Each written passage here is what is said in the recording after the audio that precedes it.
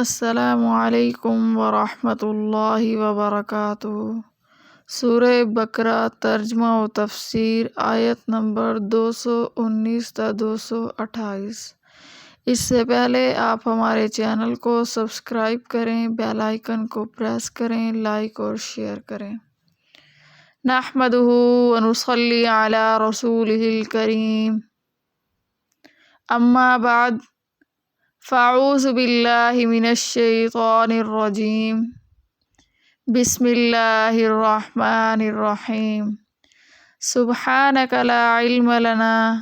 الا ما علمتنا انک انت العلیم الحکیم۔ رب اشرح لی صدری ویسر لی امری واحلل عقدۃ من لسانی یفقہوا قولی۔ رب زدنی علما، رب زدنی علما، رب زدنی علما۔ لقد جاءکم رسول من انفسکم عزیز علیہ ما عنتم حریص علیکم بالمؤمنین رؤوف رحیم۔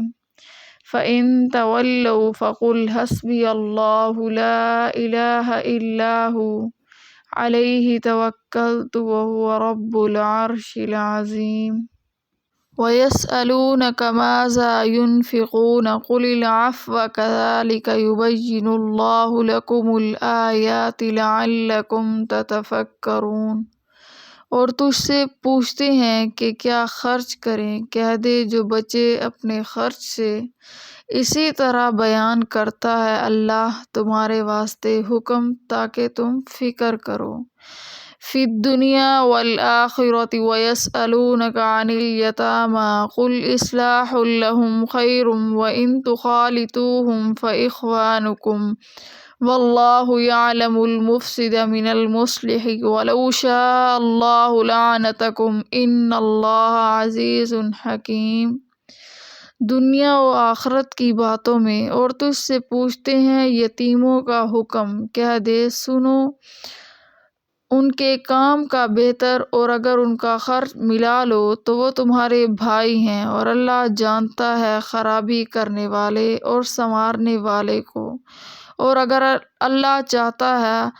تم پر مشقت ڈالتا، بے شک اللہ زبردست حکمت والا ہے۔ وَلَا تَنكِحُوا الْمُشْرِكَاتِ حَتَّى يُؤْمِنُوا وَلَأَمَةٌ مُؤْمِنَةٌ خَيْرٌ مِّن مُّشْرِكَةٍ وَلَوْ أَعْجَبَتْكُمْ وَلَا تَنكِحُوا الْمُشْرِكِينَ حَتَّى يُؤْمِنُوا وَلَعَبْدٌ مُّؤْمِنٌ خَيْرٌ مِّن مُّشْرِكٍ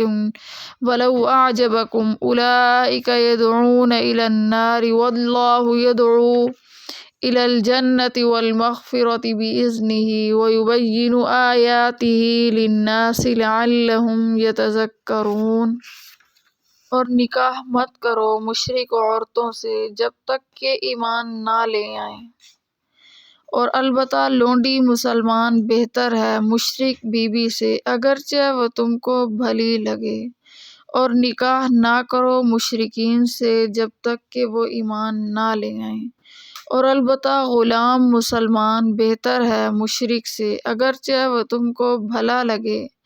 وہ بلاتے ہیں دوزخ کی طرف اور اللہ بلاتا ہے جنت کی طرف اور بخشش کی طرف اپنے حکم سے، اور بتلاتا ہے اپنے حکم لوگوں کو تاکہ وہ نصیحت قبول کریں۔ وَيَسْأَلُونَكَ عَنِ الْمَحِيضِ قُلْ هُوَ أَذًى فَاعْتَزِلُوا النِّسَاءَ فِي الْمَحِيضِ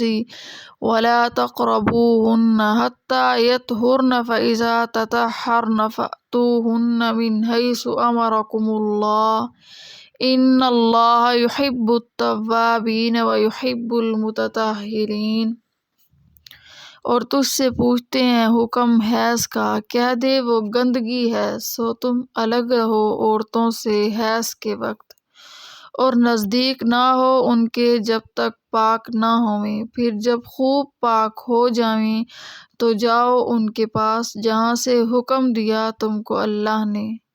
بے شک اللہ کو پسند آتے ہیں توبہ کرنے والے اور پسند آتے ہیں گندگی سے بچنے والے۔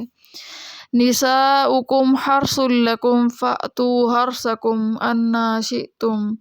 وقدموا لأنفسكم واتقوا الله واعلموا أنكم ملاقوه وبشر المؤمنین۔ تمہاری عورتیں تمہاری کھیتی ہیں، سو جاؤ اپنی کھیتی میں جہاں سے چاہو، اور آگے کی تدبیر کرو اپنے واسطے، اور ڈرتے رہو اللہ سے، اور جان رکھو کہ تم کو اس سے ملنا ہے، اور خوشخبری سنو ایمان والوں کو۔ وَلَا تَجْعَلُوا لِلَّهِ عُرْضَةً لِأَيْمَانِكُمْ أَن تَبَرُّوا وَتَتَّقُوا وَتُصْلِحُوا بَيْنَ النَّاسِ وَاللَّهُ سَمِيعٌ عَلِيمٌ۔ اور مت بناؤ اللہ کے نام کو نشانہ اپنی قسمیں کھانے کے لیے کہ سلوک کرنے سے اور پرہیزگاری سے، اور جو لوگوں میں صلح کرانے سے بچ جاؤ، اور اللہ سب کچھ سنتا ہے، جانتا ہے۔ لا يؤاخذكم الله باللغو في أيمانكم ولكن يؤاخذكم بما كسبت قلوبكم واللہ غفور حلیم۔ نہیں پکڑتا تم کو اللہ بیہودہ قسموں پر تمہاری، لیکن پکڑتا ہے تم کو ان قسموں پر جن کا قصد کیا تمہارے دلوں نے، اور اللہ بخشنے والا تحمل کرنے والا ہے۔ للذین یؤلون من نسائہم تربص 4 اشہر فإن فاءوا فإن اللہ غفور رحیم۔ جو لوگ قسم کھا لیتے ہیں اپنی عورتوں کے پاس جانے سے، ان کے لیے مہلت ہے 4 مہینے کی، پھر اگر باہم مل گئے تو اللہ بخشنے والا مہربان ہے۔ وَإِنْ عَزَمُوا الطَّلَاقَ فَإِنَّ اللَّهَ سَمِيعٌ عَلِيمٌ۔ اور اگر ٹھہرا لیا چھوڑ دینے کو تو بے شک اللہ سننے والا جاننے والا ہے۔ وَالْمُطَلَّقَاتُ يَتَرَبَّصْنَ بِأَنفُسِهِنَّ 3 قُرُوءٍ وَلَا يَحِلُّ لَهُنَّ أَن يَكْتُمْنَ مَا خَلَقَ اللَّهُ فِي أَرْحَامِهِنَّ إِن كُنَّ يُؤْمِنَّ بِاللَّهِ وَالْيَوْمِ الْآخِرِ وَبُعُولَتُهُنَّ أَحَقُّ بِرَدِّهِنَّ فِي ذَلِكَ إِنْ أَرَادُوا إِصْلَاحًا وَلَهُنَّ مِثْلُ الَّذِي عَلَيْهِنَّ بِالْمَعْرُوفِ وَلِلرِّجَالِ عَلَيْهِنَّ دَرَجَةٌ وَاللَّهُ عَزِيزٌ حَكِيمٌ۔ اور طلاق والی عورتیں انتظار میں رکھیں اپنے آپ کو 3 حیض تک، اور ان کو حلال نہیں کہ چھپا رکھے جو پیدا کیا اللہ نے ان کے پیٹ میں، اگر وہ ایمان رکھتی ہیں اللہ پر اور پچھلے دن پر، اور ان کے خاوند حق رکھتے ہیں ان کے لوٹا لینے کا اس مدت میں اگر چاہیں سلوک سے رہنا۔ اور عورتوں کا بھی حق ہے جیسا کہ مردوں کا ان پر حق ہے دستور کے موافق، اور مردوں کو عورتوں پر فضیلت ہے، اور اللہ زبردست ہے، تدبیر والا ہے۔ وَيَسْأَلُونَكَ مَاذَا يُنْفِقُونَ قُلِ الْعَفْوَ كَذَلِكَ يُبَيِّنُ اللَّهُ لَكُمُ الْآيَاتِ لَعَلَّكُمْ تَتَفَكَّرُونَ۔ اور تجھ سے پوچھتے ہیں کہ کیا خرچ کریں، کہہ دے جو بچے اپنے خرچ سے، اسی طرح بیان کرتا ہے اللہ تمہارے واسطے حکم تاکہ تم فکر کرو۔ فی الدنیا والآخرۃ ویسألونک عن الیتامی قل اصلاح لہم خیر وإن تخالطوہم فإخوانکم واللہ یعلم المفسد من المصلح ولو شاء اللہ لأعنتکم ان اللہ عزیز حکیم۔ دنیا و آخرت کی باتوں میں، اور تجھ سے پوچھتے ہیں یتیموں کا حکم، کہہ دے سنوارنا ان کے کام کا بہتر ہے، اور اگر ان کا خرچ ملا لو تو وہ تمہارے بھائی ہیں،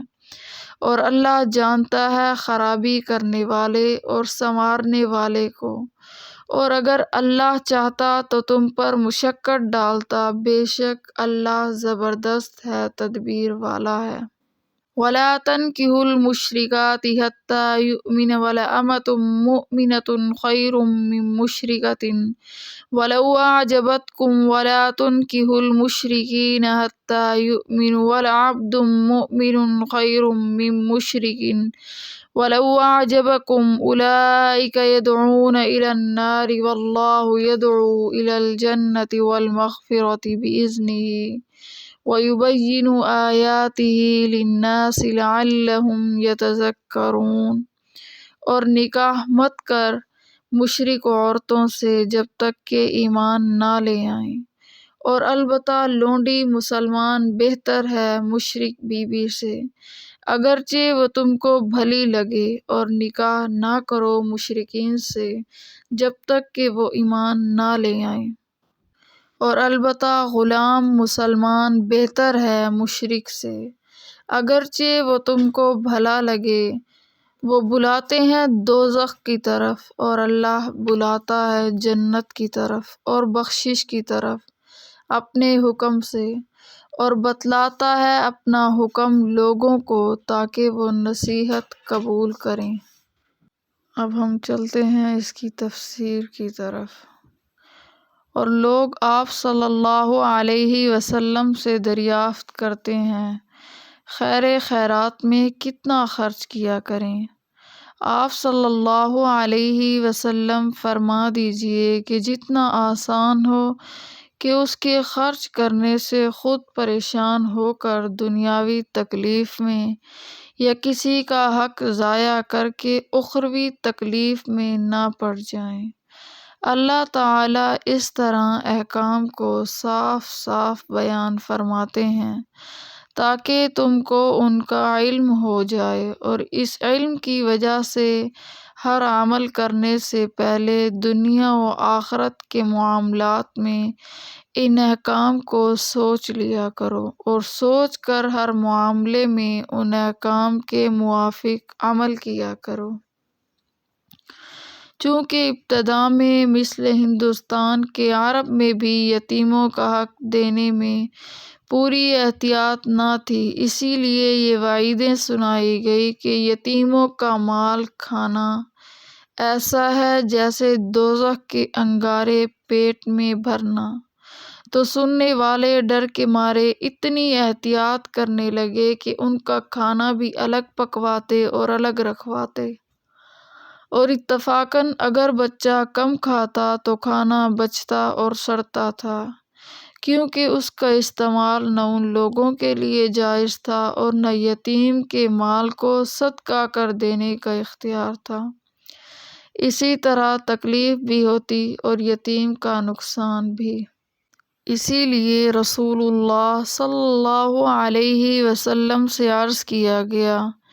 اس کے متعلق آیت میں یہ ارشاد آیا، اور لوگ آپ صلی اللہ علیہ وسلم سے یتیم بچوں کے خرچ کا حکم پوچھتے ہیں۔ آپ صلی اللہ علیہ وسلم فرما دیجئے کہ یہ ہے ان کی مصلحت کو ضائع نہ کیا جائے، اور جب خرچ شامل رکھنے میں ان کی مصلحت ہے تو ان کی مصلحت کی رعایت رکھنا علیحدہ خرچ رکھنے سے جو خلاف مصلحت ہے زیادہ بہتر ہے، اور تم ان کے ساتھ خرچ شامل رکھو تو کچھ ڈر کی بات نہیں، کیونکہ وہ بچے تمہارے دینی بھائی ہیں، اور بھائی بھائی شامل رہا ہی کرتے ہیں، اور اللہ تو مصلحت کے ضائع کرنے والے کو اور مصلحت کی رعایت رکھنے والے کو الگ جانتے ہیں۔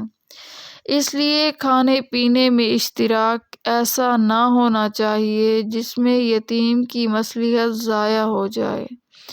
اور بلا علم و بلا قصد کچھ کمی بیشی بھی ہو جائے، تو چونکہ اللہ تعالیٰ کو اس کی نیک نیتی معلوم ہے اس لیے اس پر مواخذہ نہ ہوگا۔ اور نکاح مت کرو کافر عورتوں کے ساتھ جب تک کہ وہ مسلمان نہ ہو جائیں، اور مسلمان عورت چاہے لونڈی کیوں نہ ہو وہ 1000 درجہ بہتر ہے کافر عورتوں سے، چاہے وہ آزاد بیوی ہی کیوں نہ ہو۔ وہ کافر عورت بوجہ مال یا جمال کے تم کو اچھی معلوم ہو، مگر پھر بھی واقع میں مسلمان عورت ہی اس سے اچھی ہے، اور اسی طرح اپنے اختیار کی عورتوں کو کافر مردوں کے نکاح میں مت دو۔ جب تک کہ وہ مسلمان نہ ہو جائیں، اور مسلمان مرد چاہے غلام ہی کیوں نہ ہو وہ 1000 درجہ بہتر ہے کافر مرد سے، چاہے وہ آزاد ہی کیوں نہ ہو۔ وہ کافر مرد بوجہ مال یا جاہ کے تم کو اچھا ہی معلوم ہو، مگر پھر بھی واقع میں مسلمان ہی اس سے اچھا ہے، اور وجہ ان کافروں کی برا ہونے کی، اور وہی اصل سبب ان سے ممانعت نکاح کا ہے کہ کافر لوگ دوزخ میں جانے کی تحریک دیتے ہیں کیونکہ کفر کی تحریک کرتے ہیں، اور اس کا انجام جہنم ہے، اور اللہ تعالی جنت اور مغفرت کے حاصل کرنے کی تحریک کرتے ہیں اپنے حکم سے، اور اس حکم کا ظہور اس طرح ہوا کہ کفار کے متعلق یہ حکم صادر فرما دیا کہ ان سے نکاح نہ کیا جائے تاکہ ان کی تحریک کے اثر سے پوری حفاظت رہ سکے، اور اس سے محفوظ رہ کر جنت و مغفرت حاصل ہو جائے۔ مثلا جو قوم اپنی وضع اور طرز سے اہل کتاب سمجھے جاتے ہوں لیکن عقائد کی تحقیق کرنے سے کتابی ثابت نہ ہوں، اس قوم کی عورتوں سے نکاح درست نہیں۔ جیسے آج کل عموماً انگریزوں کو عام لوگ عیسائی سمجھتے ہیں، حالانکہ تحقیق سے ان کے بعض عقائد بالکل ملحدانہ ثابت ہو جائے کہ نہ خدا کے قائل، نہ عیسیٰ علیہ السلام کی نبوت کے معتقد، نہ انجیل کی نسبت آسمانی کتاب ہونے کا اعتقاد، سو ایسے لوگ عیسائی نہیں۔ ایسی جماعت میں کی جو عورت ہو اس سے نکاح درست نہیں۔ لوگ بڑی غلطی کرتے ہیں، بلا تحقیق یورپ کی عورتیں بیاہ لاتے ہیں۔ مثلا اس طرح جو مرد ظاہری حالت سے مسلمان سمجھا جائے لیکن عقائد اس کے کفر تک پہنچے ہوں، اس سے مسلمان عورت کا نکاح درست نہیں، اور اگر نکاح ہو جانے کے بعد ایسے عقائد خراب ہو جائیں تو نکاح ٹوٹ جاتا ہے۔ جیسے آج کل بہت سے آدمی اپنے مذہب سے ناواقف سائنس کے اثر سے اپنے عقائد تباہ کر لیتے ہیں۔ لڑکی والوں پر واجب ہے کہ پیام آنے کے وقت اول عقائد کی تحقیق کر لیا کریں تب زبان دیں۔ آیت مذکورہ میں ایک اہم مسئلہ یہ بیان فرمایا گیا ہے کہ مسلمان مردوں کا نکاح کافر عورتوں سے اور کافر مردوں کا نکاح مسلمان عورتوں سے جائز نہیں۔ وجہ یہ ہے کہ کافر مرد اور عورتیں انسان کو جہنم کی طرف لے جانے کا سبب بنتے ہیں، کیونکہ ازدواجی تعلقات آپس کی محبت و مودت اور یگانگت کو چاہتے ہیں، اور بغیر اس کے ان تعلقات کا اصلی مقصد پورا نہیں ہوتا۔ اور مشرکین کے ساتھ اس قسم کے تعلقات قریب محبت و مودت کا لازمی اثر یہ ہے کہ ان کے دل میں بھی کفر و شرک کی طرف میلان پیدا ہو، یا کم از کم کفر و شرک سے نفرت ان کے دلوں سے نکل جائے، اور اس کا انجام یہ ہے کہ یہ بھی کفر و شرک میں مبتلا ہو جائیں، اور اس کا نتیجہ جہنم ہے۔ اسی لیے فرمایا گیا کہ یہ لوگ جہنم کی طرف دعوت دیتے ہیں، اور اللہ تعالی انسان کو جنت اور مغفرت کی طرف دعوت دیتا ہے، اور صاف صاف اپنے احکام بیان فرما دیتا ہے تاکہ لوگ نصیحت پر عمل کریں۔ اس جگہ چند باتیں قابل غور ہیں۔ اول یہ کہ اس آیت میں لفظ مشرک سے اگر مطلقاً غیر مسلم مراد ہوں تو قرآن کریم کی ایک دوسری آیت کی بنا پر اہل کتاب کی غیر مسلم عورتیں اس حکم سے مستثنیٰ ہیں، جس میں اشارہ فرمایا گیا وَالْمُحْصَنَاتُ مِنَ الَّذِينَ أُوتُوا الْكِتَابَ مِنْ قَبْلِكُمْ اور اگر مشرک سے خاص وہ غیر مسلم مراد ہوں جو اہل کتاب نہیں تو یہ آیت اپنی جگہ عام ہے تمام ان غیر مسلموں کو جو کسی پیغمبر اور آسمانی کتاب پر ایمان نہیں رکھتے۔ دوسری بات قابل غور یہ ہے کہ مسلم و کافر کے درمیان ازدواجی تعلقات کو حرام قرار دینے کی جو وجہ قرآن کریم میں بیان فرمائی گئی ہے ان کے ساتھ ایسے تعلقات قریبہ کفر و شرک میں مبتلا ہو جانے کا سبب بن سکتے ہیں۔ یہ بات تو بظاہر تمام غیر مسلم فرقوں میں مساوی ہے، پھر اہل کتاب کی عورتوں کو مستثنیٰ کرنے کی کیا وجہ ہے؟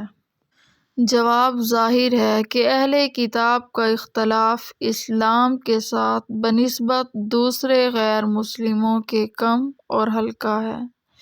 کیونکہ عقائد اسلام کے 3 عمود ہیں: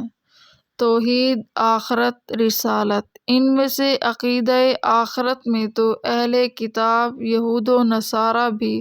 اپنے اصلی مذہب کے اعتبار سے مسلمانوں کے ساتھ متفق ہیں۔ اسی طرح خدا کے ساتھ کسی کو شریک ٹھہرانا خود ان کے اصل مذہب میں بھی کفر ہے۔ یہ دوسری بات ہے کہ وہ حضرت عیسیٰ علیہ السلام کی عظمت و محبت کے غلو میں شرک تک جا پہنچے۔ اب بنیادی اختلاف صرف یہ رہ جاتا ہے کہ وہ رسول اللہ صلی اللہ علیہ وسلم کو رسول نہیں مانتے، اور اسلام میں یہ عقیدہ بھی بنیادی عقیدہ ہے، اس کے بغیر کوئی انسان مومن نہیں ہو سکتا۔ بہرحال دوسرے غیر مسلم فرقوں کی نسبت سے اہل کتاب کا اختلاف ہلکا اور کم ہے، اس لیے اس میں مفسدہ کا خطرہ زیادہ نہیں۔ تیسری بات قابل غور یہ ہے کہ جب اہل کتاب کا اختلاف ہلکا قرار دے کر ان کی عورتوں سے نکاح مسلمان کا جائز ہو تو اس کے برعکس مسلمان عورتوں کا نکاح بھی غیر مسلم اہل کتاب سے جائز ہو جانا چاہیے، مگر ذرا غور کرنے سے فرق واضح ہو جاتا ہے کہ عورت کچھ فطرتاً ضعیف ہے اور پھر شوہر اس پر حاکم اور نگران بنایا گیا ہے، اس کے عقائد و نظریات سے عورت کا متاثر ہو جانا مستبعد نہیں۔ اسی لیے اگر مسلمان عورت غیر مسلم کتابی کے نکاح میں رہے تو اس کے عقائد خراب ہو جانے کا قوی اندیشہ ہے،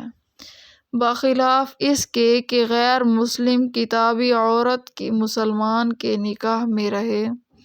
تو اس کے خیالات کا اثر شوہر پر پڑنا اصولاً مستبعد ہے۔ کوئی بے اصول اور فراڈ کا شکار ہو جائے یہ اس کا اپنا قصور ہے۔ چوتھی بات قابل غور یہ ہے کہ ازدواجی تعلقات میں جو کچھ اثر ہوتا ہے وہ طرفین پر یکساں ہوتا ہے، اسی لیے جیسے یہ اندیشہ ہے کہ مسلمان کے عقائد غیر مسلم سے متاثر ہو جائیں، اسی طرح یہ بھی تو احتمال ہے کہ معاملہ برعکس ہو، غیر مسلم کے عقائد مسلمان سے متاثر ہوں اور وہی اسلام قبول کر لے تو اس کا مقتضی یہ ہے کہ مسلم و غیر مسلم کے ازدواجی تعلقات کو ممنوع نہ کیا جائے۔ لیکن یہاں حکمت کی بات یہ ہے کہ جب کسی چیز میں ایک نفع کی امید بھی ہو اور کسی ضرر کا خطرہ بھی ہو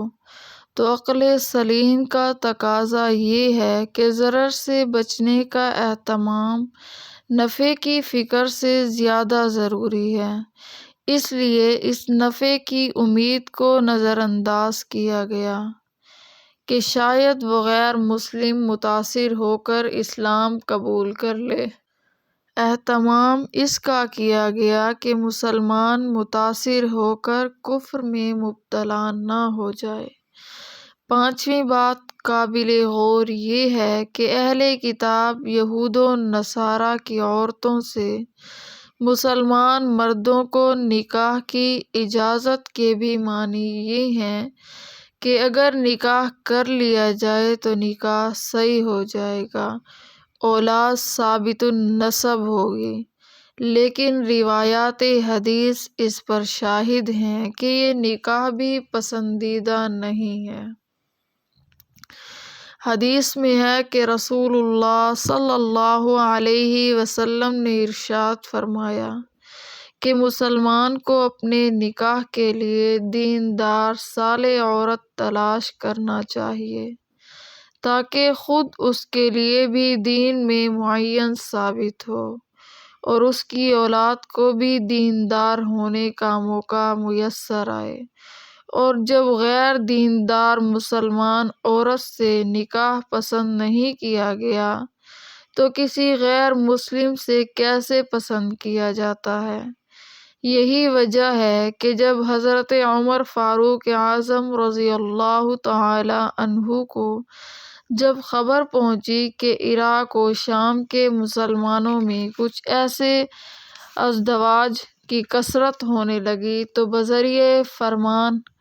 ان کو اس سے روک دیا گیا اور اس پر توجہ دلائی گئی کہ یہ ازدواجی تعلق دیانتاً بھی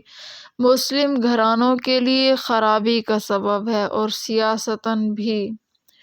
اور آج کے غیر مسلم اہل کتاب یہود و نصارہ اور ان کے سیاسی مکر و فریب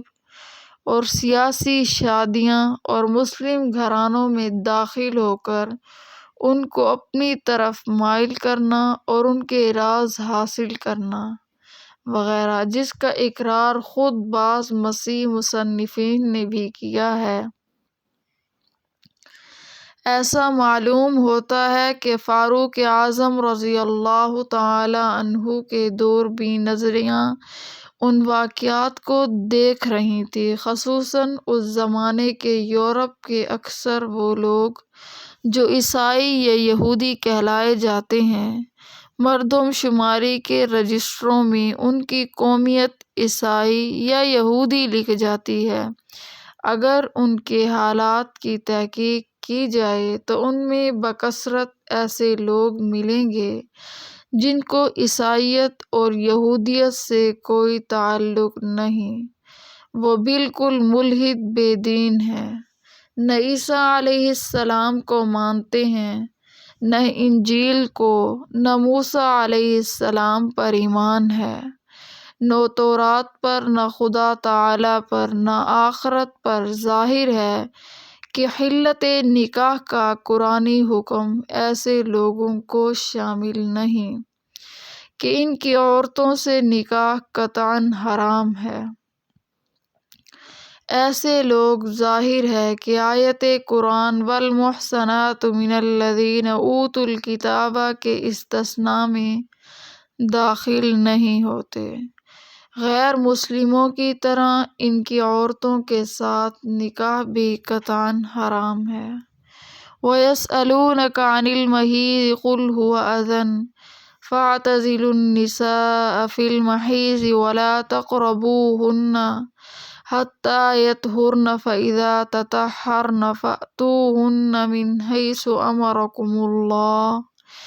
إِنَّ اللَّهَ يُحِبُّ التَّوَّابِينَ وَيُحِبُّ الْمُتَطَہِّرِينَ۔ اور تجھ سے پوچھتے ہیں حکم حیض کا، کہہ دے کہ وہ گندگی ہے، سو تم الگ رہو عورتوں سے حیض کے وقت، اور نزدیک نہ ہو ان کے جب تک کہ پاک نہ ہوں، پھر جب خوب پاک ہو جائیں تو جاؤ ان کے پاس جہاں سے حکم دیا تم کو اللہ نے، بے شک اللہ کو پسند آتے ہیں توبہ کرنے والے اور پسند آتے ہیں گندگی سے بچنے والے۔ نساؤکم حرث لکم فأتوا حرثکم أنی شئتم وقدموا لأنفسکم واتقوا اللہ واعلموا أنکم ملاقوہ وبشر المؤمنین۔ تمہاری عورتیں تمہاری کھیتی ہیں، سو جاؤ اپنی کھیتی میں جہاں سے چاہو، اور آگے کی تدبیر کرو اپنے واسطے، اور ڈرتے رہو اللہ سے، اور جان رکھو کہ تم کو اس سے ملنا ہے، اور خوشخبری سنا ایمان والوں کو۔ وَيَسْأَلُونَكَ عَنِ الْمَحِيضِ سے وَبَشِّرِ الْمُؤْمِنِينَ تک، اور لوگ آپ صلی اللہ علیہ وسلم سے حیض کی حالت میں صحبت وغیرہ کرنے کا حکم پوچھتے ہیں۔ آپ صلی اللہ علیہ وسلم فرما دیجئے کہ وہ حیض گندگی کی چیز ہے، تو حالت حیض میں عورتوں کے ساتھ صحبت کرنے سے علیحدہ رہا کرو، اور اس حالت میں ان سے قربت مت کرو کہ جب تک وہ حیض سے پاک نہ ہو جائیں۔ پھر جب وہ عورتیں اچھی طرح پاک ہو جائیں، ناپاکی کا شک و شبہ نہ رہے، تو ان کے پاس آؤ جاؤ، یعنی ان سے صحبت کرو جس جگہ سے تم کو خدا تعالی نے اجازت دی ہے، یعنی آگے سے۔ یقیناً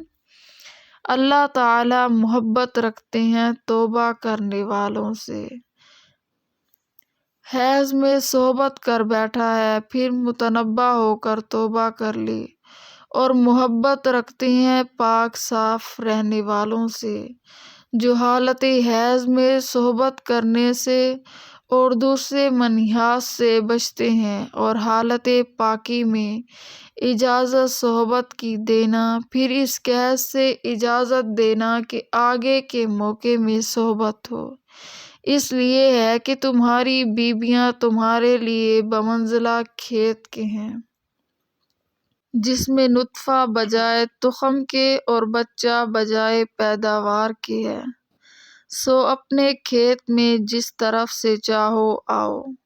اور جس طرح کھیتوں میں اجازت ہے اسی طرح بیویوں کے پاس پاکی کی حالت میں ہر طرف سے آنے کی اجازت ہے، خواہ کروٹ سے ہو یا پیچھے سے یا آگے بیٹھ کر ہو یا اوپر یا نیچے لیٹ کر ہو، یا جس حیثیت سے ہو، مگر آنا ہو ہر حال میں کھیت کے اندر کہ وہ خاص آگے کا موقع ہے، کیونکہ پیچھے کا موقع کھیت کے مشابہ نہیں، اس میں صحبت نہ ہو، اور ان لذات میں ایسے مشغول مت ہو جاؤ کہ آخرت ہی کو بھول جاؤ، بلکہ آئندہ کے واسطے اپنے لیے کچھ اعمال صالح کرتے رہو، اور اللہ تعالی سے ہر حال میں ڈرتے رہو، اور یہ یقین کرو کہ بے شک تم اللہ تعالی کے سامنے پیش ہونے والے ہو۔ اور اے نبی محمد مصطفیٰ صلی اللہ علیہ وسلم ایسے ایمانداروں کو جو نیک کام کریں، خدا سے ڈریں، خدا تعالی کے سامنے جانے کا یقین رکھیں، خوشخبری سنا دیجئے ان کو آخرت میں ہر طرح کی نعمتیں ملیں گی۔ وَلَا تَجْعَلُوا لِلَّهِ عُرْضَةً لِأَيْمَانِكُمْ أَن تَبَرُّوا وَتَتَّقُوا وَتُصْلِحُوا بَيْنَ النَّاسِ وَاللَّهُ سَمِيعٌ عَلِيمٌ، اور مت بناؤ اللہ کے نام کو نشانہ اپنی قسمیں کھانے کے لیے، کہ سلوک کرنے سے اور پرہیزگاری سے اور جو لوگوں میں صلح کرانے سے بچ جاؤ، اور اللہ سب کچھ سنتا ہے اور جانتا ہے۔ اور اللہ کے نام کو اپنی قسموں کے ذریعے سے ان امور کا حجاب مت بناؤ کہ تم نے نیکی کی اور تقویٰ کے اور اصلاح فیما بین خلق کے کام کرو، یعنی اللہ کے نام کی یہ قسم نہ کھاؤ کہ ہم نیک کام نہ کریں گے، اور اللہ تعالی سب کچھ سنتے ہیں جانتے ہیں، تو زبان سنبھال کر بات کرو اور دل میں برے خیالات مت لاؤ۔ لا يؤاخذكم الله باللغو في أيمانكم ولكن يؤاخذكم بما كسبت قلوبكم والله غفور حليم۔ نہیں پکڑتا تم کو اللہ بیہودہ قسموں پر تمہاری، لیکن پکڑتا ہے تم کو ان قسموں پر جن کا قصد کیا تھا تمہارے دلوں نے، اور اللہ بخشنے والا تحمل کرنے والا ہے۔ اللہ تعالیٰ تم پر آخرت میں داروگیر نہ فرمائیں گے تمہاری قسموں میں ایسا بیہودہ قسم پر جس میں بلا قصد جھوٹ بولا گیا، لیکن داروگیر فرمائیں گے اس جھوٹی قسم پر جس میں تمہارے دلوں نے جھوٹ بولنے کا ارادہ کیا ہے، اور اللہ تعالیٰ غفور الرحیم ہے، بخشنے والا ہے، سننے والا اور جاننے والا ہے۔ بے شک اللہ تعالیٰ خبیر و بصیر ہے، لیکن وہ غفور الرحیم بھی ہے کہ ایسے بیہودہ قسم پر داروگیر نہ فرمائیں، حلیم ہے کہ قصداً جھوٹی قسم کھانے کی سزا میں آخرت تک کی مہلت دی جائے۔ للذین یؤلون من نسائہم تربص 4 اشہر فإن فاءوا فإن اللہ غفور الرحیم۔ جو لوگ قسم کھا لیتے ہیں اپنی عورتوں کے پاس جانے سے، ان کے لیے مہلت ہے 4 مہینے کی، پھر اگر باہم مل گئے تو اللہ تعالیٰ بخشنے والا مہربان ہے۔ وَإِنْ عَزَمُوا الطَّلَاقَ فَإِنَّ اللَّهَ سَمِيعٌ عَلِيمٌ۔ اور اگر ٹھہرا لیا چھوڑ دینے کو تو بے شک اللہ تعالیٰ سننے والا اور جاننے والا ہے۔ للذین یؤلون الی قول سمیع علیم، یعنی جو لوگ بلا قید مدت یا 4 ماہ یا زائد مدت کے لیے قسم کھا بیٹھتے ہیں اپنی بیویوں کے پاس جانے سے، ان کے لیے 4 مہینے تک کی مہلت ہے۔ سو اگر ان 4 مہینے کے اندر یہ لوگ اپنی قسم کو توڑ کر عورت کی طرف رجوع کر لیں تب تو نکاح باقی رہے گا، اور اللہ تعالیٰ ایسی قسم کو توڑنے کا گناہ کفارے سے معاف کر دیں گے، اور چونکہ اب بیوی کے حقوق ادا کرنے لگا اس پر رحمت فرما دیں گے، اور اگر بالکل چھوڑ ہی دینے کا پختہ ارادہ کر لیا ہے اور اسی لیے 4 ماہ کے اندر قسم توڑ کر رجوع نہیں کیا تو 4 ماہ گزرتے ہی قطعی طور پر طلاق پڑ جائے گی، اور اللہ تعالیٰ ان کی قسم کو بھی سنتے ہیں اور ان کے اس پختہ ارادے کو بھی جانتے ہیں جو انہوں نے اپنے دل میں قصداً کر لیا تھا، اسی لیے اس کے متعلق حکم مناسب ارشاد فرمایا۔ وَلِلْمُطَلَّقَاتُ يَتَرَبَّصْنَ بِأَنفُسِهِنَّ 3 قُرُوءٍ وَلَا يَحِلُّ لَهُنَّ أَن يَكْتُمْنَ مَا خَلَقَ اللَّهُ فِي أَرْحَامِهِنَّ إِن كُنَّ يُؤْمِنَّ بِاللَّهِ وَالْيَوْمِ الْآخِرِ وَبُعُولَتُهُنَّ أَحَقُّ بِرَدِّهِنَّ فِي ذَلِكَ إِنْ أَرَادُوا إِصْلَاحًا وَلَهُنَّ مِثْلُ الَّذِي عَلَيْهِنَّ بِالْمَعْرُوفِ وَلِلرِّجَالِ عَلَيْهِنَّ دَرَجَةٌ وَاللَّهُ عَزِيزٌ حَكِيمٌ۔ اور طلاق والی عورتیں انتظار میں رکھیں اپنے آپ کو 3 حیض تک، اور ان کو حلال نہیں کہ چھپا رکھیں جو پیدا کیا اللہ نے ان کے پیٹ میں، اگر وہ ایمان رکھتی ہیں اللہ پر اور پچھلے دن پر، اور ان کے خاوند حق رکھتے ہیں ان کے لوٹا لینے کا اس مدت میں اگر چاہیں سلوک سے رہنا، اور عورتوں کا بھی حق ہے کہ جیسا کہ مردوں کا ان پر حق ہے دستور کے موافق، اور مردوں کو عورتوں پر فضیلت ہے، اور اللہ زبردست ہے تدبیر والا ہے۔ اور اگر غلبہ شہوت سے حالت حیض میں صحبت ہو گئی تو خوب توبہ کرنا واجب ہے، اور کچھ خیرات بھی دے دے تو زیادہ بہتر ہے۔ پیچھے کے موقع میں اپنی بیوی سے بھی صحبت کرنا حرام ہے۔ لغو قسم کے دو معنی ہیں، ایک تو یہ کہ کسی گزری ہوئی بات پر جھوٹی قسم بلا ارادہ نکل گئی، یہ نکلی تو ارادے سے مگر اس کو اپنے گمان میں صحیح سمجھتا ہے، جیسے اپنے علم و گمان کے مطابق قسم کھا بیٹھا کہ زید آ گیا ہے اور واقع میں وہ نہ آیا تھا، یا آئندہ بات پر اس طرح قسم نکل گئی کہ کہنا چاہتا تھا کچھ اور بے ارادہ منہ سے قسم نکل گئی، اس میں گناہ نہیں ہوتا، اور اس کو اسی واسطے لغو کہتے ہیں کہ آخرت میں اس پر مواخذہ نہیں ہوگا، اور اس کے مقابلے میں جس پر مواخذہ ہونے کا ذکر فرمایا ہے یہ وہ قسم ہے جو قصداً جھوٹی سمجھ کر کھائی ہوئی ہو، اس کو غموس کہتے ہیں، اس میں گناہ ہوتا ہے، مگر امام ابو حنیفہ رحمۃ اللہ کے نزدیک کفارہ نہیں آتا، اور لغو بالمعنی مذکور ہیں بدرجہ اولیٰ کفارہ نہیں ہے۔ اس آیت میں انہی دونوں کا بیان ہے جن میں کفارہ نہیں ہے۔ دوسرے معنی لغو کے یہ ہیں کہ جس پر کفارہ نہ ہو، اور اس کو لغو اس لیے کہیں گے کہ مواخذہ دنیاوی یعنی کفارہ اس پر نہیں آتا۔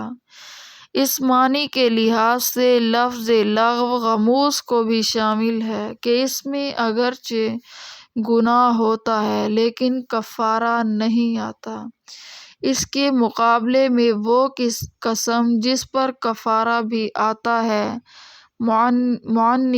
معاقدہ کہلاتی ہے۔ اس کی حقیقت یہ ہے کہ قصداً یوں قسم کھائے کہ میں فلاں کام کروں گا یا فلاں کام نہ کروں گی،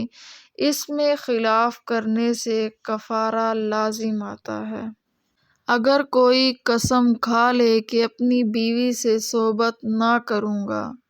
اس کی چار صورتیں ہیں، ایک یہ کہ کوئی مدت معین نہ کرے، دوم یہ کہ 4 مہینے کی مدت کی قید لگا دے، سوم یہ کہ 4 ماہ سے زیادہ کی مدت کی قید لگا دے، چہارم یہ کہ 4 ماہ سے کم کی مدت کا نام لے۔ پس صورت اول، دوم اور سوم کو شرع میں ایلا کہتے ہیں، اور اس کا حکم یہ ہے کہ اگر 4 ماہ کے اندر اپنی قسم توڑ ڈالے اور بیوی کے پاس چلا آوے تو قسم کا کفارہ اور نکاح باقی رہے گا، اور اگر 4 ماہ گزر گئے اور قسم نہ توڑی تو اس عورت پر قطعی طور پر طلاق پڑ گئی، یعنی بلا نکاح رجوع کرنا درست نہیں رہا۔ البتہ اگر دونوں رضامندی سے پھر نکاح کر لیں تو درست ہے، حلالہ کی ضرورت نہ ہوگی۔ اور چوتھی صورت کا حکم یہ ہے کہ اگر قسم توڑے تو کفارہ لازم ہوگا،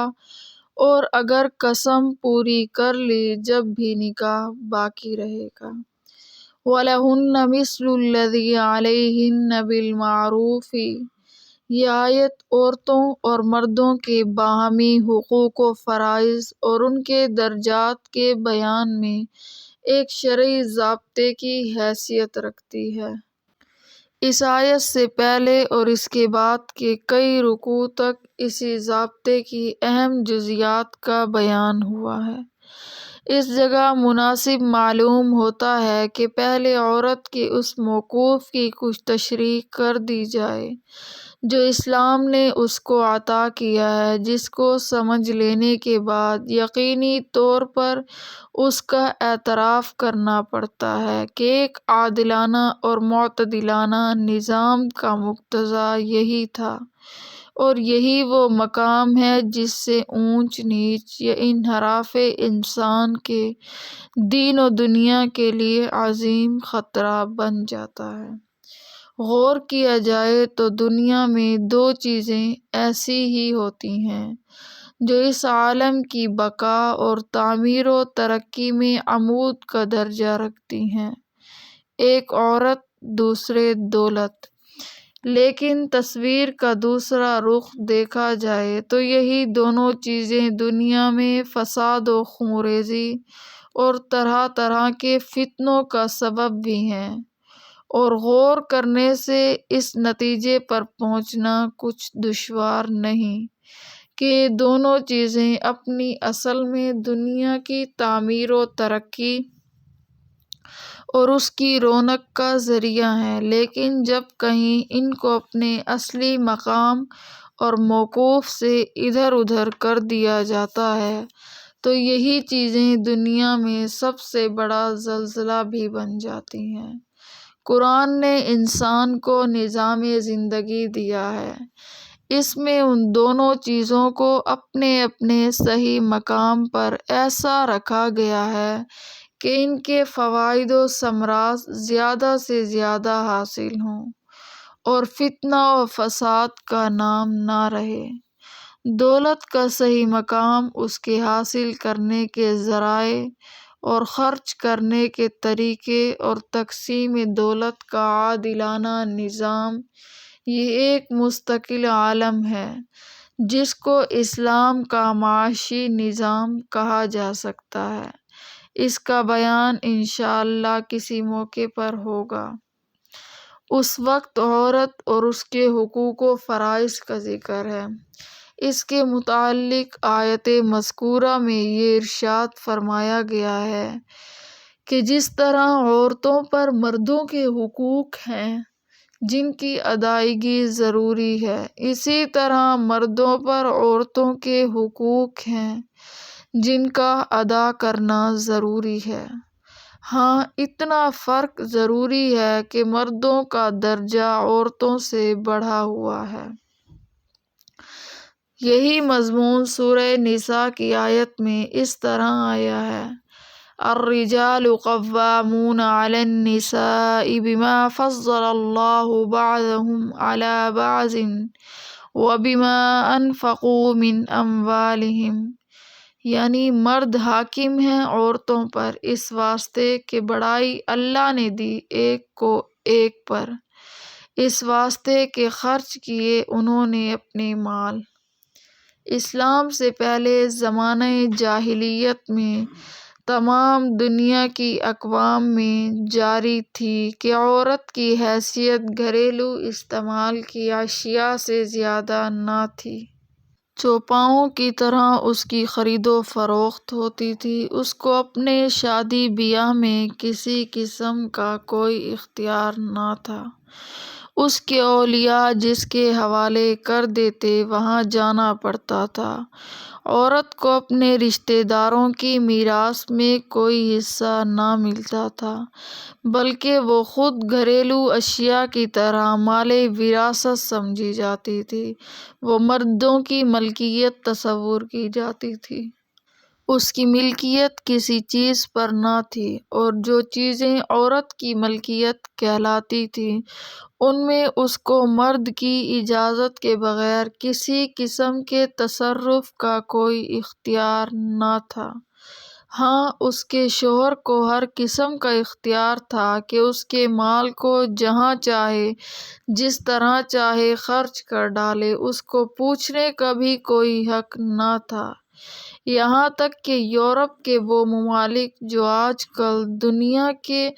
سب سے زیادہ متمدن ملک سمجھے جاتے ہیں، ان میں بعض لوگ اس حد کو پہنچے ہوئے تھے کہ عورت کے انسان ہونے کو بھی تسلیم نہ کرتے تھے۔ عورت کے لیے دین و مذہب میں بھی کوئی حصہ نہ تھا، نہ اس کو عبادت کے قابل سمجھا جاتا، نہ جنت کے رُوما کی بعض مجلسوں میں باہمی مشورے سے یہ طے کیا گیا تھا کہ وہ ایک ناپاک جانور ہے جس میں روح نہیں۔ عام طور پر باپ کے لیے لڑکی کا قتل بلکہ زندہ درگور کر دینا جائز سمجھا جاتا تھا، بلکہ یہ عمل باپ کے لیے عزت کی نشانی اور شرافت کا معیار تصور کیا جاتا تھا۔ بعض لوگوں کا یہ خیال تھا کہ عورت کو کوئی بھی قتل کر دے، نہ تو اس پر قصاص واجب ہے نہ خون بہا، اور اگر شوہر مر جائے تو بیوی کو بھی اس کی لاش کے ساتھ جلا کر ستی کر دیا جاتا تھا۔ رسول اللہ صلی اللہ علیہ وسلم کی ولادت کے بعد آپ صلی اللہ علیہ وسلم کی نبوت سے پہلے فرانس نے عورت پر یہ احسان کیا کہ بہت سے اختلافات کے بعد یہ قرارداد پاس کی کہ عورت ہے تو انسان مگر وہ صرف مرد کی خدمت کے لیے پیدا کی گئی ہے۔ الغرض پوری دنیا اور اس میں بسنے والی تمام اقوام و مذاہب نے عورت کے ساتھ یہ برتاؤ کیا ہوا تھا جس کو سن کر بدن کے رونگٹے کھڑے ہو جاتے ہیں۔ اس بیچاری مخلوق کے لیے نہ کہیں عقل و دانش سے کام لیا جاتا تھا نہ عدل و انصاف سے۔ قربان جائیے رحمت للعالمین محمد مصطفیٰ صلی اللہ علیہ وسلم اور آپ صلی اللہ علیہ وسلم کے لائے ہوئے دین حق کہ جس نے دنیا کی آنکھیں کھولی، انسان کو انسان کی قدر کرنا سکھلایا،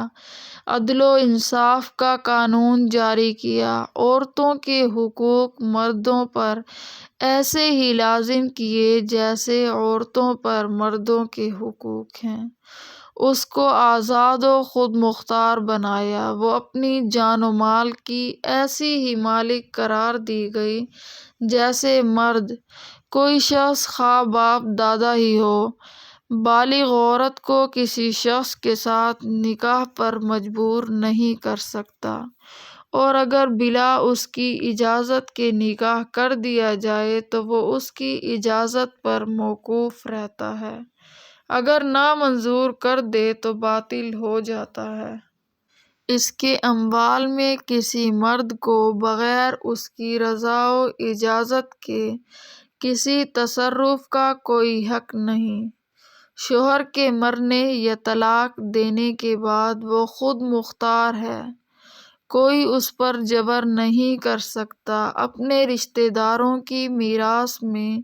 اس کو بھی ایسا ہی حصہ ملتا ہے جیسے لڑکوں کو۔ اس پر خرچ کرنے اور اس کے راضی رکھنے کو شریعت محمدیہ علی صاحب الصلاۃ والسلام نے ایک عبادت قرار دیا۔ شوہر اس کے حقوق واجبہ ادا نہ کرے تو وہ اسلامی عدالت کے ذریعے اس کو ادائے حقوق پر ورنہ طلاق پر مجبور کر سکتی ہے۔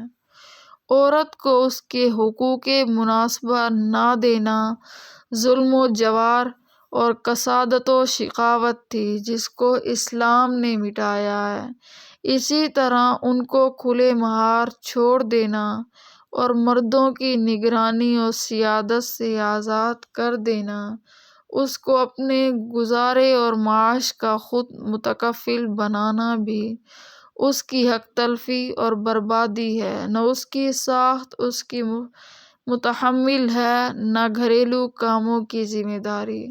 اور اولاد کی تربیت کا عظیم الشان کام جو فطرتاً اس کے سپرد ہے وہ اس کا متحمل ہے۔ علاوہ ازیں مردوں کی سیادت و نگرانی سے نکل کر عورت پورے انسانی معاشرے کے لیے خطرہ عظیم ہے جس سے دنیا میں فساد و خونریزی اور طرح طرح کے فتنے پیدا ہونا لازمی اور روزمرہ کا مشاہدہ ہے۔ اسی لیے قرآن کریم نے عورتوں کے حقوق واجبہ کے بیان کے ساتھ ساتھ یہ بھی ارشاد فرمایا وَلِلرِّجَالِ عَلَيْهِنَّ دَرَجَةٌ، یعنی مردوں کا درجہ عورتوں سے بڑھا ہوا ہے، اور دوسرے لفظوں میں یہ کہ مرد ان کے نگران اور ذمہ دار ہیں۔ مگر جس طرح اسلام سے پہلے جاہلیت اولیٰ میں اقوام عالم سب اس غلطی کا شکار تھیں کہ عورتوں کو ایک گھریلو سامان یا چوپائے کی حیثیت میں رکھا ہوا تھا، اسی طرح اسلام کے زمانہ انحطاط میں جاہلیت اخروی کا دور شروع ہوا۔ اس میں پہلی غلطی کا رد عمل اس کے بالمقابل دوسری غلطی کی صورت میں کیا جا رہا ہے۔ عورتوں پر مردوں کی اتنی سیادت سے بھی چھٹکارا حاصل کرنے اور کرانے کی سعی مسلسل جاری ہے، جس کے نتیجے میں فحش و بے حیائی عام ہو گئی، دنیا جھگڑوں اور فساد کا گھر بن گئی، قتل و خونریزی کی اتنی کثرت ہو گئی کہ جاہلیت اولیٰ کو مات دے دی۔ عرب کا مشہور مقولہ ہے، جاہل آدمی کبھی اعتدال پر نہیں رہتا۔ اگر افراط یعنی حد سے زیادہ کرنے سے باز آ جاتا ہے تو کوتاہی اور تقصیر میں مبتلا ہو جاتا ہے۔ یہی حال اس وقت ابنائے زمانہ کا ہے کہ یا تو عورت کو انسان کہنے اور سمجھنے کے لیے بھی تیار نہ تھے، اور آگے بڑھے تو یہاں تک پہنچے کہ مردوں کی سیادت و نگرانی، جو مردوں عورتوں پر پوری دنیا کے لیے عین حکمت و مصلحت ہے، اس کا جو بھی گردن سے اتارا جا رہا ہے، جس کے نتائج بدروز روز آنکھوں کے سامنے آ رہے ہیں، اور یقین کیجیے کہ جب تک وہ قرآن کے اس ارشاد کے سامنے نہ جھکیں گے، ایسے فتنے روز بروز بڑھتے رہیں گے۔ آج کی حکومتیں دنیا میں قیام امن کے لیے روز نئے نئے قانون بناتی ہیں، اس کے لیے نئے نئے ادارے قائم کرتی ہیں، کروڑوں روپے ان پہ صرف ہوتا ہے، لیکن فتنے جس چشمے سے پھوٹ رہے ہیں اس کی طرف دھیان نہیں دیتے۔ آج اگر کوئی کمیشن اس تحقیق کے لیے بٹھایا جائے کہ فساد و خونریزی اور باہمی جنگ و جدال کے اسباب کی تحقیق کرے، تو خیال یہ ہے کہ 50% سے زائد ایسے جرائم کا سبب عورت اور اس کی بے مہار آزادی نکلے گی۔ مگر آج کی دنیا میں نفس پرستی کے غلبے نے بڑے بڑے حکماں کی آنکھوں کو خیرہ کیا ہوا ہے۔ خواہشات نفسانی کے خلاف کسی مصلحانہ قدغن کو گوارا نہیں کیا جاتا۔ مثلا اس آیت کے ضمن میں یہ معلوم ہوا کہ قرآن حکیم نے زوجین کو ان کے ذمہ عائد ہونے والے فرائض بتلائے کہ مردوں کے ذمہ عورتوں کے حقوق ادا کرنا ایسا ہی فرض ہے جیسے کہ عورتوں پر مردوں کے حقوق کا ادا کرنا فرض ہے۔ اس میں اشارہ ہے کہ ہر فریق کو اپنے حقوق کا مطالبہ کرنے کے بجائے اپنے فرائض پر نظر رکھنا چاہیے، اور اگر وہ ایسا کر لیں تو مطالبہ حقوق کا قبضہ ہی درمیان میں نہیں آئے گا، کیونکہ مرد کے فرائض ہی عورت کے حقوق ہیں اور عورت کے فرائض ہی مرد کے حقوق ہیں۔ جب فرائض ادا ہو گئے تو خود بخود حقوق ادا ہو جائیں گے۔ آج کل دنیا کے سارے جھگڑے یہاں سے چلتے ہیں کہ ہر شخص اپنے حقوق کا مطالبہ تو سامنے رکھتا ہے مگر اپنے فرائض کی ادائیگی سے غافل ہے۔ اس کا نتیجہ مطالبہ حقوق کی جنگ ہوتی ہے، جو آج کل عام طور پر حکومتوں اور عوام میں، زوجین میں اور دوسرے اہل معاملہ میں چلی ہوتی ہیں۔ قرآن کریم کے اس اشارہ نے معاملے کے رخ کو یوں بدلا ہے کہ ہر شخص کو چاہیے کہ اپنے فرائض پورے کرنے کا اہتمام کرے اور اپنے حقوق کے معاملے میں مصالحت اور عفو و درگزر سے کام لے۔ اگر اس قرآنی تعلیم پر دنیا میں عمل ہونے لگے تو گھروں اور خاندانوں بلکہ ملکوں اور حکومتوں کے بیشتر نزاعات ختم ہو جائیں گے۔ دنیا میں نظام عالم اور انسانی فطرت اور خود عورتوں کی مصلحت کا تقاضا یہی تھا کہ مردوں کو عورتوں پر ایک قسم کی حاکمیت اور نگرانی کا نہ صرف حق دیا جائے بلکہ ان پر لازم کیا جائے۔ اسی کا بیان اس آیت الرجال قوامون علی النساء میں آیا ہے۔ لیکن اس سے سب مردوں کا سب عورتوں سے افضل ہونا لازم نہیں آتا، کیونکہ فضیلت آیت عند اللہ کا تمام تر مدار ایمان اور اعمال صالحہ پر ہے۔ وہاں درجات کی ترقی و تنزل ایمان اور عمل کے درجات کے مطابق ہوتا ہے۔ اسی لیے امور آخرت میں یہ ضروری نہیں کہ مردوں ہی کا درجہ عورتوں سے بلند رہے، یہ بھی ہو سکتا ہے اور حسب تصریح آیت و روایات ایسا ہی ہوگا کہ بعض عورتیں اپنی طاعت و عبادت کے ذریعے بہت سے مردوں پر فائق ہو جائیں گی، ان کا درجہ بہت سے مردوں سے بڑھ جائے گا۔ قرآن مجید میں احکام شرعیہ اور اعمال کی جزا و سزا اور ثواب و عذاب کے بیان میں اگرچہ حسب تصریح قرآن کریم عورتیں اور مرد بالکل برابر ہیں، اور جن احکام میں کچھ فرق ہے ان کو مستقل طور پر وضاحت کے ساتھ بیان کر دیا گیا ہے، لیکن عام طور پر خطاب مردوں کو کیا گیا اور صیغے مذکر کے استعمال کیے گئے ہیں، اور یہ بات صرف قرآن کریم کے ساتھ مخصوص نہیں، عام طور پر حکومتوں کے قوانین میں بھی صیغے مذکر کے استعمال کیے جاتے ہیں، حالانکہ قانون مرد و عورت کے لیے عام ہوتا ہے۔ اس کا ایک سبب تو وہی فرق ہے جس کا ذکر قرآن کریم کی آیت میں مذکور ہوا ہے کہ مردوں عورتوں کو ایک حیثیت سے تفکک حاصل ہے۔ دوسری بات شاید یہ بھی مضمر ہو کہ مستورات کے ذکر کے لیے بھی سطر ہی بہتر ہے، لیکن قرآن کریم میں جا بجا مردوں کی طرح عورتوں کا ذکر نہ ہونے سے ان کو خیال پیدا ہوا تو ام المؤمنین حضرت ام سلمہ رضی اللہ تعالی عنہا نے رسول اللہ صلی اللہ علیہ وسلم سے اس کا اظہار کیا تو سورہ احزاب کی یہ آیت نازل ہو گئی،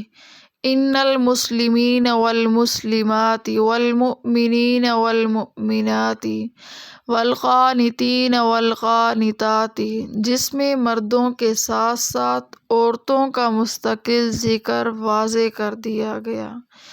کہ طاعت و عبادت اور اس کی وجہ سے حق تعالیٰ کے قرب و رضا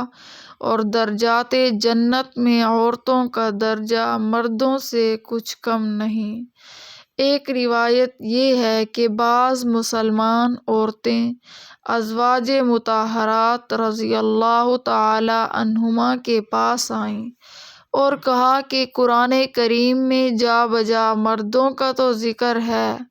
عورتوں میں سے ازواج مطہرات رضی اللہ تعالی عنہا کا بھی مستقل تذکرہ ہے، مگر عام مسلمان عورتوں کا ذکر نہیں۔ اس پر آیت مذکورہ نازل ہوئی۔ خلاصہ یہ ہے کہ دنیاوی نظام میں عورتوں پر مردوں کا ایک گونا تفوق اور حاکمیت ان کی مصلحت اور حکمت کا تقاضا ہے، ورنہ نیک و بد اعمال کی جزا و سزا اور درجات کا آخرت میں کوئی فرق نہیں۔ قرآن کریم میں ایک دوسری جگہ یہی مضمون ہے، من عمل صالحا من ذکر او انثی وہو مؤمن، یعنی جو مرد و عورت نیک عمل کرے اور مومن بھی ہو تو ہم اس کو پاکیزہ زندگی عطا کریں گے۔ اس کے بعد اصل آیت کے الفاظ پر غور کیجیے۔ ارشاد ربانی ہے، لہن مثل الذی علیہن، یعنی ان کے حقوق مردوں کے ذمہ ہیں جیسے کہ ان کے ذمہ مردوں کے حقوق ہیں۔ اس میں عورتوں کے حقوق کا ذکر مردوں کے حقوق سے پہلے کیا، جس کی ایک وجہ تو یہ ہے کہ مرد تو اپنی قوت اور خودداد تفوق کی بنا پر عورت سے اپنے حقوق وصول کر ہی لیتا ہے۔ فکر عورتوں کے حقوق کی ہونی چاہیے کہ وہ عادتاً اپنے حقوق زبردستی وصول نہیں کر سکتی۔ دوسرا اشارہ اس میں یہ بھی ہے کہ مردوں کو عورتوں کے حقوق ادا کرنے میں مسابقت کرنا چاہیے، اور یہاں جو لفظ مثلو کے ساتھ دونوں کے حقوق کی مثالیت اور مساوات کا ارشاد ہے، اس کا یہ مطلب تو ہو ہی نہیں سکتا کہ جس طرح کے کام مرد کرے اسی طرح کی عورت بھی، یا برعکس، کیونکہ مرد و عورت میں تقسیم کار اور ہر ایک کے فرائض فطرتاً جدا جدا ہیں، بلکہ مراد یہ ہے کہ دونوں کے حقوق کی ادائیگی یکساں طور پر واجب ہے، اور اس میں کوتاہی اور تقصیر کی سزا بھی یکساں ہے۔ اس کے بعد فرمایا وَلِلرِّجَالِ عَلَيْهِنَّ دَرَجَةٌ، اس کا مشہور مطلب و مفہوم تو یہی ہے کہ حقوق طرفین مساوی ہونے کے باوجود حق تعالیٰ نے مردوں کو عورتوں پر ایک درجے کی تفرقہ اور حاکمیت عطا فرما دی، اور اس میں بڑی حکمتیں ہیں، جس کی طرف آخر آیت کے الفاظ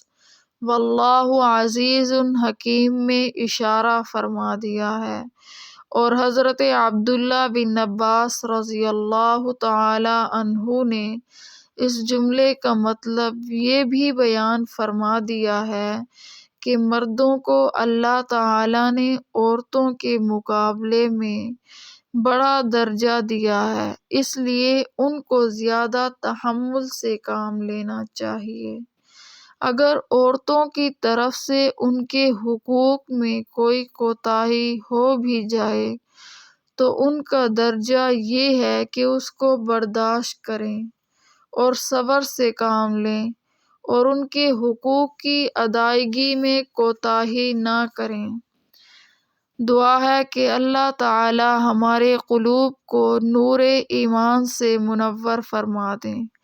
اور اپنی کتاب اور اپنے رسول اللہ صلی اللہ علیہ وسلم کی ہدایات اور سنت پر پورا پورا عمل کرنے کی توفیق عطا فرما دیں۔ وہی دنیا و آخرت میں سرمایہ سعادت ہے۔ وآخر دعوانا ان الحمد للہ رب العالمین۔